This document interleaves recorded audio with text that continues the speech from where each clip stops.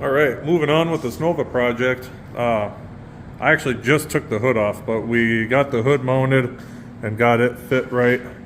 Got the hinges mounted. You won't see the hinges, they're going to be hidden underneath the cowl. We started blocking the car. I got the roof, the top of the quarter, and I got this quarter blocked. We got the hood almost ready for primer. So Matt used paint stripper and stripped most of the paint off, but there was still chunks of paint on it, so I DA'd the whole hood with 100 grit just to smooth it up, and then I blocked the hood with 100 grit, and then I blocked it again with 180. And then there used to be, so right here you can see the hole for the hood pins. Well, this guy used to just have this as a lift off, and there was another hole right there for pins, and a hole right there for pins. They had already been smoothed over, but they didn't do a good job. And then there was a scuff mark right here. The hood must have flown off at some point, so I Duraglassed it. I Duraglassed these too, by the way. And then I slimed those, and then I Duraglassed the corners of the hood because they just were kind of beat up from people setting it down. They kind of dipped down at the very corner because these corners were worn down. So I got to reblock this with 180.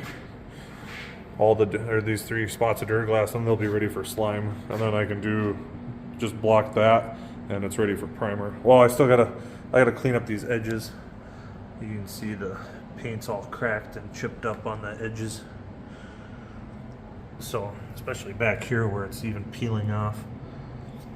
So I got to take a DA, strip the edges all the way around, and then that'll be ready for primer. Matt sanded the jamb around the trunk, so he got all of this sanded, which is nice because that helps out a lot. The next time I come out here to work on this thing, I just came out here today just to take the hood off and kind of walk around, get a game plan. But next time I come out here to work on it, I'll block the door and the fender, move on to the other quarter, the other door, the other fender. I've blocked the whole car with 180, or I'm blocking the car, and I'll block the entire thing with 180, and then after that I'll go over it with 320, and then it'll be ready for paint.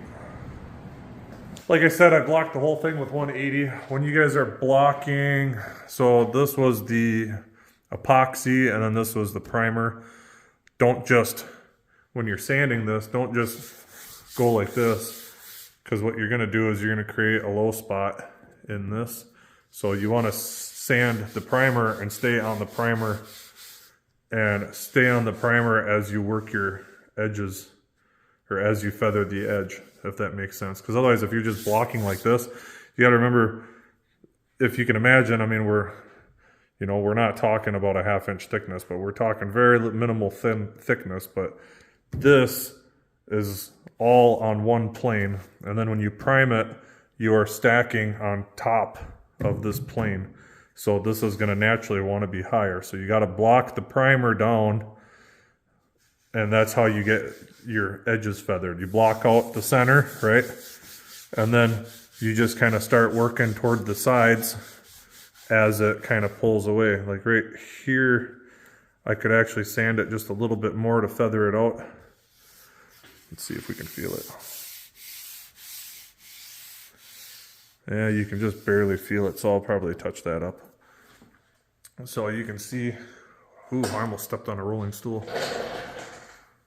Oh, these are all feathered out nice. Like you can, and that's what you guys want, okay? Don't worry about if you break through. Like we broke down into metal in a couple spots. Before we paint the car, we'll etch prime all the bare metal before we seal it.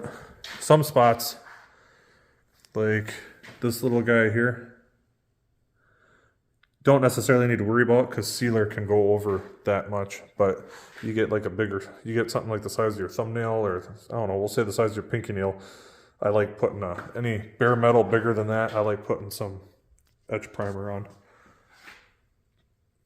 It's coming along. Hopefully here in a couple of weeks we'll be actually doing some painting. we'll see. We're going to try and hit it hard this next week. It's going to be kind of a slow start to the week. It's going to be my birthday here on Monday. I don't really know what the family has planned out. Talk to the wife, see what the game plan is this week. But I'd like to get this all blocked by the end of the week, and then hopefully get that hood primed.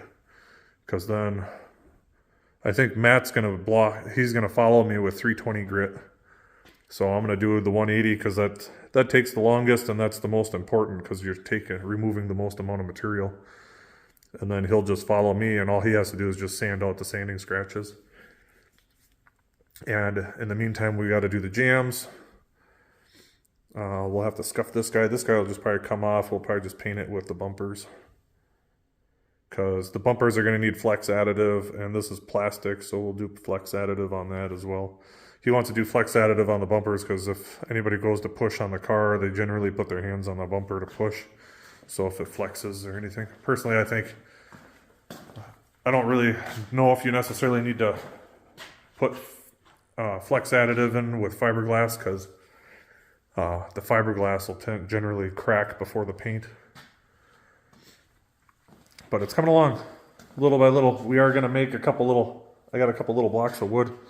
We're going to bolt down to the cowl and to the radiator support so we can take this fender off, and we'll scoot it forward about 8 inches or maybe a foot. That'll let me paint the back edge of the door and the hinges. And then when I go to paint, I'll still be able to keep the uniform paint on the side so that the fender will match the door. We're getting down there. Till next time, take care.